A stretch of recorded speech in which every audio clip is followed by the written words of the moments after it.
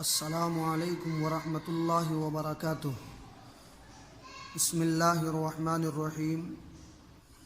میرے دوستو، میں آپ تمام حضرات کے سامنے شب برات کے تعلق سے کچھ باتیں عرض کرنا چاہتا ہوں۔ لوگوں کے اندر یہ بات بہت زیادہ رائج ہے کہ شب برات کی فضیلت بے بنیاد ہے۔ میرے دوستو، شب برات کے بارے میں یہ کہنا بالکل غلط ہے کہ اس کی کوئی فضیلت حدیث سے ثابت نہیں۔ حقیقت یہ ہے کہ 10 صحابہ اکرام رضی اللہ عنہم مجمعین سے احادیث مروی ہے جن میں نبی اکرم صلی اللہ علیہ وسلم نے اس رات کی فضیلت بیان فرمائی۔ ان میں سے بعض احادیث سند کے اعتبار سے بے شک کچھ کمزور ہیں، اور ان احادیث کے کمزور ہونے کی وجہ سے بعض علماء نے یہ کہہ دیا کہ اس رات کی فضیلت بے اصل ہے، لیکن حضرات محدثین اور فقہاء کا یہ فیصلہ ہے کہ اگر ایک روایت سند کے اعتبار سے کمزور ہو لیکن اس کی تائید بہت سی احادیث سے ہو جائے تو اس کی کمزوری دور ہو جاتی ہے۔ اور جیسا کہ میں نے عرض کیا کہ 10 صحابہ اکرام رضی اللہ عنہم مجمعین سے اس کی فضیلت میں روایات موجود ہے، لہٰذا جس رات کی فضیلت میں 10 صحابہ اکرام رضی اللہ عنہم مجمعین سے روایات مروی ہوں، اس کو بے بنیاد اور بے اصل کہنا بالکل غلط ہے۔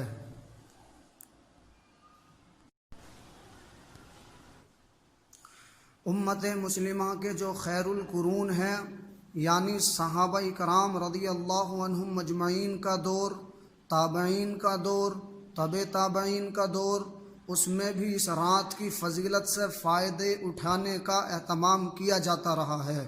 لوگ اس رات میں عبادت کا خصوصی اہتمام کرتے رہے ہیں، لہٰذا اس کو بدعت کہنا یا بے بنیاد اور بے اصل کہنا درست نہیں۔ صحیح بات یہی ہے کہ یہ فضیلت والی رات ہے۔ اس رات میں جاگنا اور عبادت کرنا باعث اجر و ثواب ہے اور اس کی خصوصی اہمیت ہے۔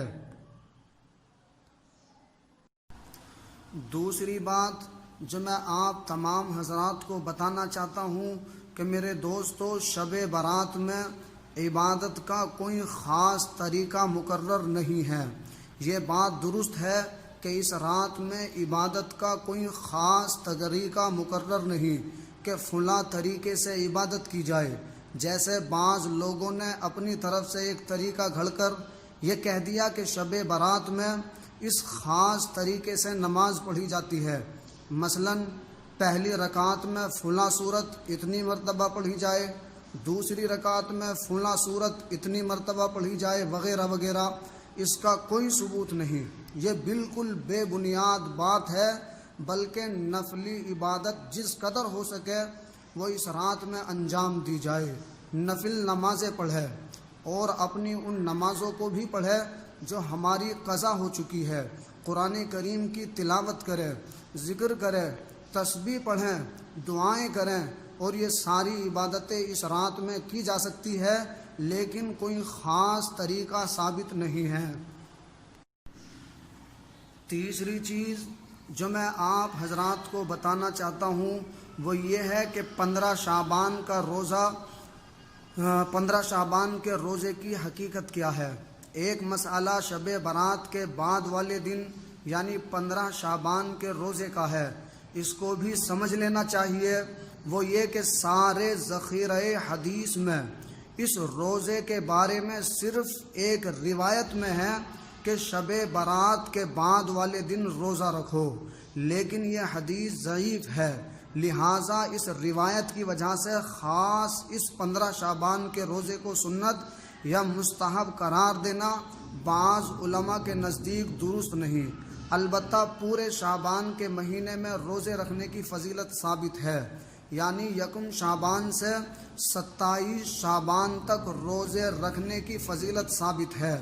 لیکن 28 اور 29 شعبان کو حضور پاک صلی اللہ علیہ وسلم نے روزہ رکھنے سے منع فرمایا ہے کہ رمضان سے 1-2 روز پہلے روزہ مت رکھو، تاکہ رمضان کے روزوں کے لیے انسان خوشی کے ساتھ تیار رہے۔ لیکن 1 شعبان سے 27 شعبان تک ہر دن روزہ رکھنے میں فضیلت ہے۔ دوسرے یہ کہ یہ 15 تاریخ ایام بیض سے بھی ہے، اور حضور پاک صلی اللہ علیہ وسلم اکثر ہر ماہ کے ایام بیض میں 3 دن روزہ رکھا کرتے تھے، یعنی 13، 14، 15 تاریخ کو۔ لہٰذا اگر کوئی شخص ان 2 وجہوں سے 15 تاریخ کا روزہ رکھے، ایک اس وجہ سے کہ یہ شعبان کا دن ہے، دوسرے اس وجہ سے کہ یہ 15 تاریخ ایام بیض میں داخل ہے، اگر اس نیت سے روزہ رکھ لے تو انشاءاللہ عز و جل موجب اجر ہوگا۔ لیکن خاص 15 تاریخ کی خصوصیت کے لحاظ سے اس روزے کو سنت قرار دینا بعض علماء کے نزدیک درست نہیں۔ اسی وجہ سے اکثر فقہاء اکرام نے بعض مستحب روزوں کا ذکر کیا ہے۔ وہاں محرم کے 10 تاریخ کے روزے کا ذکر کیا ہے، یوم عرفہ کے روزے کا ذکر کیا ہے، لیکن 15 شعبان کے روزے کا علیحدہ سے ذکر نہیں کیا، بلکہ یہ فرمایا ہے کہ شعبان کے کسی بھی دن روزہ رکھنا افضل ہے۔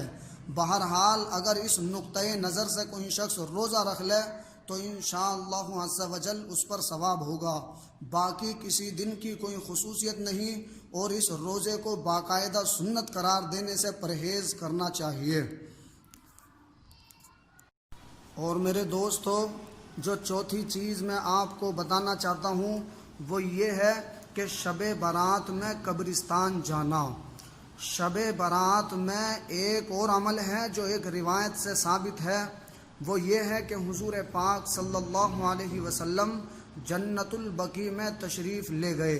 اب چونکہ حضور پاک صلی اللہ علیہ وسلم اس رات میں جنت البقیع یعنی مدینہ منورہ کے قبرستان میں تشریف لے گئے، اس لیے مسلمان اس بات کا اہتمام کرنے لگے کہ شب برات میں قبرستان جائیں۔ لیکن حضرت مولانا مفتی محمد شفیع عثمانی صاحب نور اللہ مرکزہ ایک بڑی کام کی بات بیان فرمایا کرتے تھے جو ہمیشہ یاد رکھنی چاہیے۔ فرماتے تھے کہ جو چیز رسول اکرم صلی اللہ علیہ وسلم سے جس درجے میں ثابت ہو اسی درجے میں اسے رکھنا چاہیے، اس سے آگے نہیں بڑھنا چاہیے۔ لہٰذا ساری حیات طیبہ میں رسول اکرم صلی اللہ علیہ وسلم سے ایک مرتبہ جنت البقیع جانا مروی ہے کہ آپ شب برات میں جنت البقیع تشریف لے گئے۔ چونکہ ایک مرتبہ جانا مروی ہے، اس لیے تم بھی اگر زندگی میں ایک مرتبہ چلے جاؤ تو ٹھیک ہے، لیکن ہر شب برات میں جانے کا اہتمام کرنا، التزام کرنا، یعنی اسے اپنے اوپر لازم کر لینا اور اس کو ضروری سمجھنا، اور اس کو شب برات کے ارکان میں داخل کرنا، اور اس کو شب برات کا لازمی حصہ سمجھنا، اور اس کے بغیر یہ سمجھنا کہ شب برات نہیں ہوئی، یہ اس کو اس کے درجے سے آگے بڑھانے والی بات ہے۔ لہٰذا اگر کبھی کوئی شخص اس نقطۂ نظر سے قبرستان چلا گیا کہ حضور پاک صلی اللہ علیہ وسلم تشریف لے گئے تھے، میں بھی آپ کی اتباع میں جا رہا ہوں، تو انشاءاللہ اجر و ثواب ملے گا۔ لیکن اس کے ساتھ یہ کرو کہ کبھی نہ بھی جاؤ، لہٰذا اہتمام اور التزام نہ کرو، پابندی نہ کرو۔ یہ در حقیقت دین کی سمجھ کی بات ہے کہ جو چیز جس درجے میں ثابت ہو اس کو اسی درجے میں رکھو، اس سے آگے مت بڑھو، اور اس کے علاوہ دوسری نفل عبادات ادا کر لو۔ اور میرے دوستو، جو 5ویں بات میں آپ کے سامنے عرض کرنا چاہتا ہوں وہ یہ ہے کہ شب برات الحمدللہ فضیلت کی رات ہے، اور اس رات میں جتنی عبادت کی توفیق ہو اتنی عبادت کرنی چاہیے۔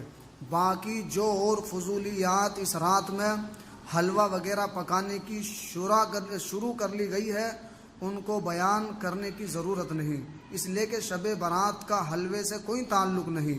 اصل بات یہ ہے کہ شیطان ہر جگہ اپنا حصہ لگا لیتا ہے، اس نے سوچا کہ اس شب برات میں مسلمانوں کے گناہوں کی مغفرت کی جائے گی۔ چنانچہ ایک روایت میں آتا ہے کہ اس رات میں اللہ رب العزت اتنے انسانوں کی مغفرت فرماتے ہیں جتنے قبیلہ کلب کی بکریوں کے جسم پر بال ہے۔ شیطان نے سوچا کہ اگر اتنے سارے آدمیوں کی مغفرت ہو گئی پھر تو میں لٹ گیا، اس لیے اس نے اپنا حصہ لگا دیا۔ چنانچہ اس نے لوگوں کو یہ سکھا دیا کہ شب برات آئے تو حلوہ پکایا کرو۔ ویسے تو سارے سال کے کسی بھی دن حلوہ پکانا جائز اور حلال ہے، جس شخص کا جب دل چاہے پکا کر کھا لے، لیکن شب برات سے اس کا کیا تعلق؟ نہ قرآن میں اس کا ثبوت ہے، نہ حدیث میں اس کے بارے میں کوئی روایت، نہ صحابہ اکرام رضی اللہ عنہم مجمعین کے آثار میں، نہ تابعین کے عمل میں، اور بزرگان دین کے عمل میں بھی کہیں اس کا کوئی تذکرہ نہیں ہے۔ لیکن شیطان نے لوگوں کو حلوہ پکانے میں لگا دیا، چنانچہ سب لوگ پکانے اور کھانے میں لگ گئے۔ اب یہ حال ہے کہ عبادت کا اتنا اہتمام نہیں جتنا اہتمام حلوہ پکانے کا ہے۔ اور میرے دوستو، جو چھٹی بات میں آپ کے سامنے عرض کرنا چاہتا ہوں وہ بہت ہی اہم ہے، خاص طور سے ہندوستان کے لوگوں کے لیے۔ شعبان کی 15ویں شب میں انفرادی عبادت کرنا اسلامی تعلیمات کے مطابق ہے، یعنی اس رات کے اندر جو عبادت کی جائے اس کو انفرادی طور پر کرنا چاہیے۔ اس رات میں حضور اکرم صلی اللہ علیہ وسلم سے قبرستان جانا بھی ثابت ہے، مگر اس رات میں قبرستان جانا ضروری نہیں ہے، یعنی یہ لازم نہیں ہے، فرض نہیں ہے، واجب نہیں ہے۔ ان دنوں دنیا کے مختلف ملکوں میں وبائی مرض پھیلنے کی وجہ سے لاک ڈاؤن ہے، لہٰذا اس سال شب برات کو قبرستان جانے کی کوشش نہ کریں اور مساجد میں اجتماعی عبادت نہ کریں، بلکہ اپنے گھروں ہی میں رہ کر نماز پڑھیں، قرآن کریم کی تلاوت کریں، اللہ کا ذکر کریں، توبہ استغفار کریں، اور اللہ رب العزت سے اس وبائی مرض کے خاتمے کے لیے خوب رو رو کر دعائیں بھی کریں تاکہ رمضان آنے سے پہلے یہ وبائی مرض ختم ہو جائے۔ میرے دوستو، ہندوستان میں شب برات کب کی ہے؟ یہ ایک بڑا اہم سوال ہے، اس لیے کہ مختلف جگہوں سے اور مختلف لوگوں نے یہ فون پر معلوم کیا ہے کہ شب برات کس دن کی ہے۔